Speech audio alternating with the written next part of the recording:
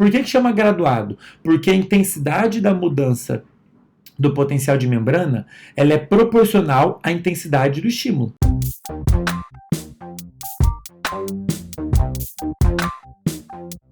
E aí, pessoal, sejam bem-vindos de volta ao curso de bioeletrogênese. E agora, finalmente, a gente vai começar a ver quais são os sinais elétricos, com base em tudo que a gente viu até agora, com o entendimento que eu espero que vocês tenham adquirido até agora, a gente começar a ver quais são os sinais elétricos que as células excitáveis, que geram sinal elétrico, estão gerando, tudo bem?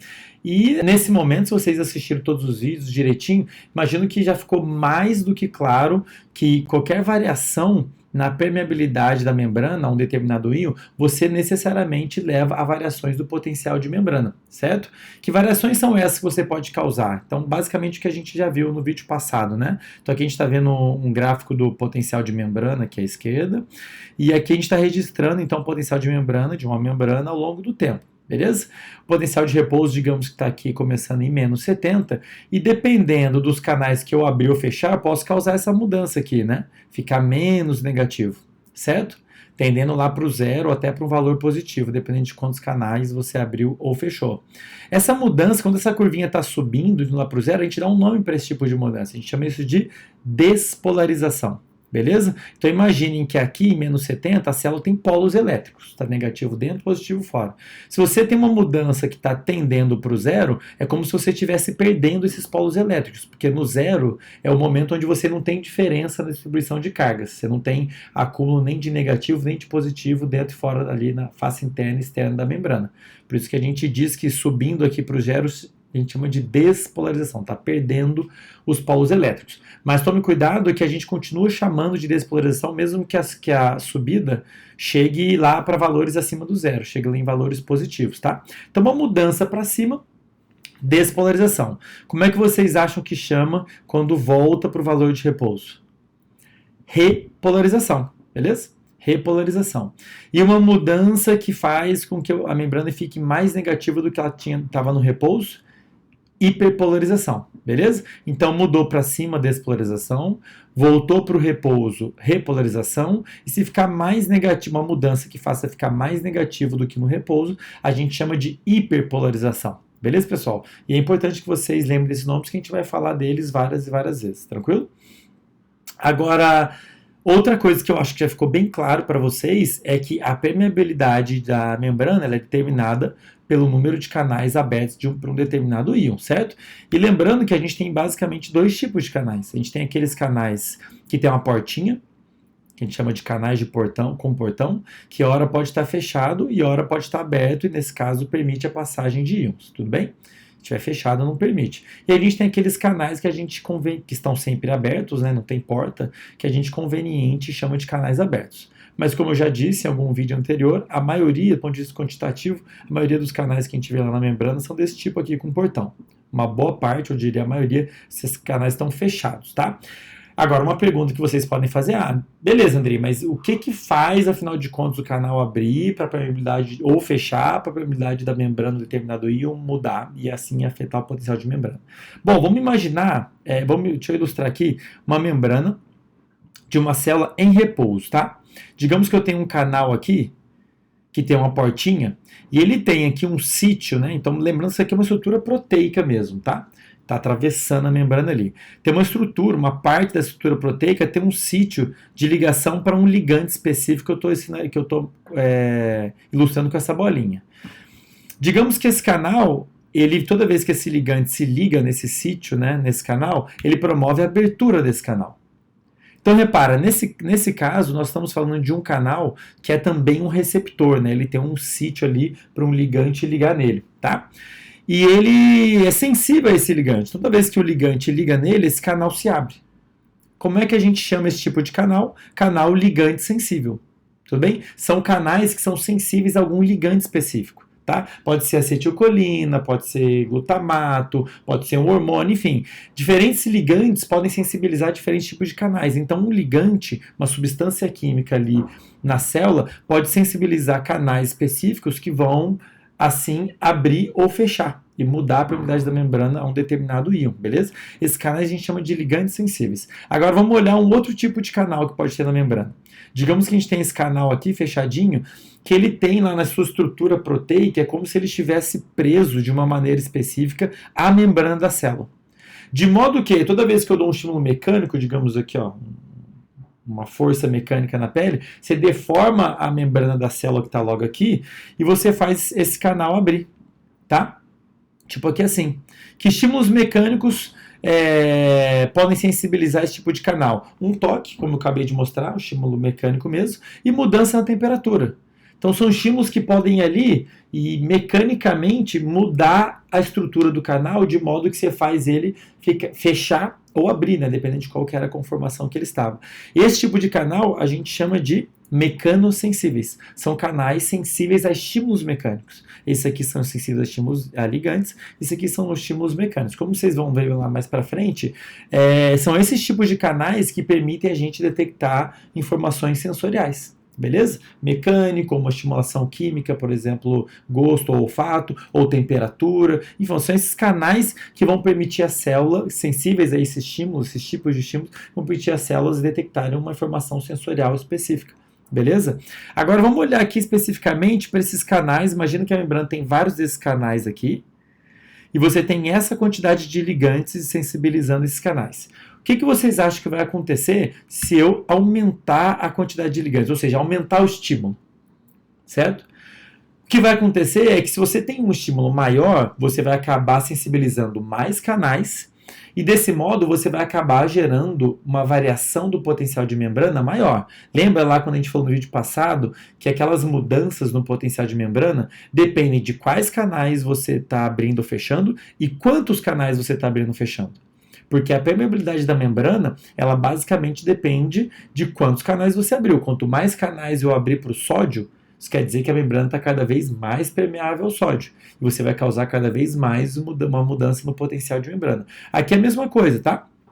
Então, digamos que isso aqui é um canal de sódio, tá? Se eu ponho um ligante, uma quantidade de ligantes maior, você vai sensibilizar mais canais de sódio sensíveis a esse ligante, vai abrir mais canais de sódio sensíveis a ligante e vai ter uma mudança, no caso, uma despolarização, né? Vai ficar menos negativo, uma mudança maior, tá? Então, reparem que dependendo da intensidade do estímulo, ligante ou mecânico, dependendo da intensidade desses estímulos aplicados nesses canais, você vai ter uma mudança do potencial de membrana maior. Tá? Por esse motivo, as mudanças do potencial de membrana, presta atenção agora, as mudanças do potencial de membrana geradas por esses dois tipos de canal, a gente chama de potencial graduado. Tá? Esses canais eles geram o que a gente chama de, que é o título da aula de hoje, potencial graduado. Só tomem cuidado que aqui, nesse momento, o termo potencial aqui está sendo usado para se referir a um tipo de mudança do potencial de membrana.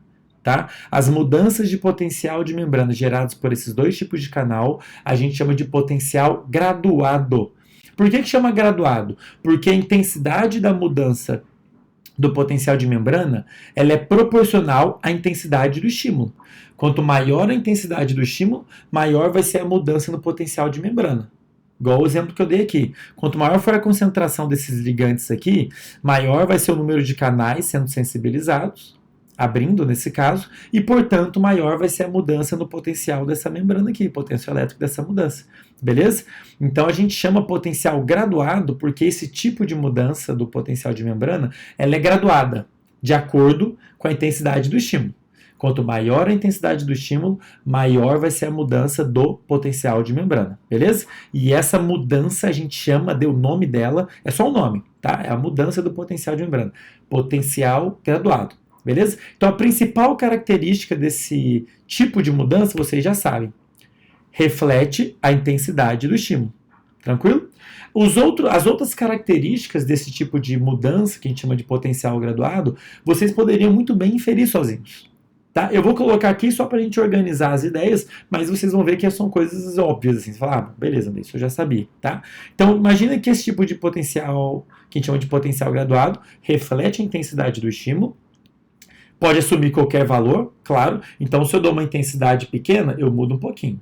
Se eu dou uma intensidade maior, eu mudo bastante o potencial de membrana, certo? Então pode assumir qualquer valor, pode ficar menos negativo, ficar positivo, pode ficar mais negativo, dependendo sempre de quais canais você está abrindo ou fechando, tranquilo? Pode assumir qualquer valor. Duração variável, então se eu abro alguns canais e mantenho eles abertos, o potencial de membrana vai mudar e permanecer alterado. Então abrir, sei lá, canais de sódio, o potencial de membrana vai ficar menos negativo, dependendo de quantos canais você abriu, né? E vai permanecer naquele valor até que esses canais que você abriu sejam fechados. Então a duração desse tipo de mudança do potencial de membrana, ela é variável. Depende de quanto tempo os canais que você abriu ou fechou ficaram abertos ou fechados, né? Dependendo do que você fez. E, finalmente, ele pode ser despolarizante, né? Ficar menos negativo, ou pode ser hiperpolarizante. A mudança pode ser tanto tender para o positivo, como tender para ficar mais negativo. De novo, depende sempre de quais canais você abriu ou fechou, e quanto tempo eles ficaram abertos / fechados, tranquilo? E aí você vai gerar a mudança. Por isso que eu queria, nos vídeos passados, garantir que vocês entendessem o raciocínio, porque daí vocês não precisam decorar nada. Se alguém chegar e perguntar, sei lá, qual ligante foi na célula e abriu sei lá qual canal, você já sabe o que vai acontecer. Vai despolarizar, e aí fala, e ficou aberto. Você já sabe que despolarizou e permaneceu alterado. Enfim, se vocês entenderam os fundamentos, a lógica dessa história toda, agora é só dar nome aos bois. Tranquilo? Então, essas são as características da mudança do potencial de membrana, que a gente chama de potencial graduado. Graduado de acordo com a intensidade do estímulo. Beleza? Dá um exemplo aqui prático. Se eu dou um toque de levinho aqui, eu vou deformar a membrana da célula ali um pouquinho, vou abrir alguns canais desse tipo mecanosensíveis e vou gerar uma mudança do potencial de membrana dessa célula aqui, tá? Agora, se eu apertar bem forte, eu vou gerar uma mudança, uma deformação maior da membrana da minha célula, vou sensibilizar mais canais e vou gerar uma mudança do potencial de membrana da célula maior, tá? E mais para frente vocês vão ver como que isso é importante, por exemplo, aqui para os nossos sistemas sensoriais. Tudo bem? Legal. Agora, esse tipo de mudança potencial graduado tem uma desvantagem, digamos assim, tá? Qual que é a desvantagem dele? Ele perde força com a distância. Quanto mais distante você for de onde o estímulo foi dado, menor vai ser a variação do potencial de membrana, menor é o sinal elétrico gerado ali, como mais ou menos é ilustrado dessa figura, tá? Então imagina que a gente está vendo aqui mudança do potencial de membrana. Digamos que quanto maior que é sódio, essa bolinha rosa, isso aqui é um canal de sódio que abriu, e se você abre o canal de sódio, o sódio entra, né, na célula, a favor do gradiente químico também, já a gente fala disso, você vai entrar na célula, porque ele é mais concentrado fora, e vai gerar uma mudança do potencial de membrana, certo? Uma mudança que a gente chama de despolarização, ou seja, ficou menos negativo e foi até lá para o positivo, beleza? Então, digamos que eu tive um fluxo de sódio aqui, e gerou essa mudança vista aqui embaixo. Se eu for olhar em pontos cada vez mais distantes de onde o estímulo foi dado aqui, se eu for olhar em pontos cada vez mais distantes, eu vou ver que o sinal elétrico é como se esse sinal elétrico gerado pelo sódio, ele se dissipasse. Se eu for olhar mais distante, eu vou ver uma mudança do potencial de membrana menor. Mais distante ainda, uma mudança ainda menor. Então, esse sinal elétrico gerado pela abertura desses canais, que eu acabei de comentar, esse potencial que eu chamo de graduado, ele tem essa desvantagem que ele perde força com a distância. Tudo bem? Por que isso é uma desvantagem? Tá? Estou colocando só de forma didática. Por que isso é ruim?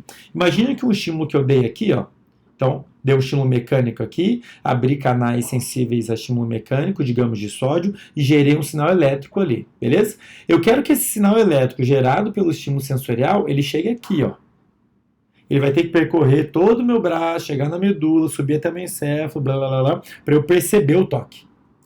Tocaram no meu braço, beleza? Só que se esse potencial gerado pelo estímulo mecânico, se ele se perde com a distância, como é que ele vai fazer para chegar aqui?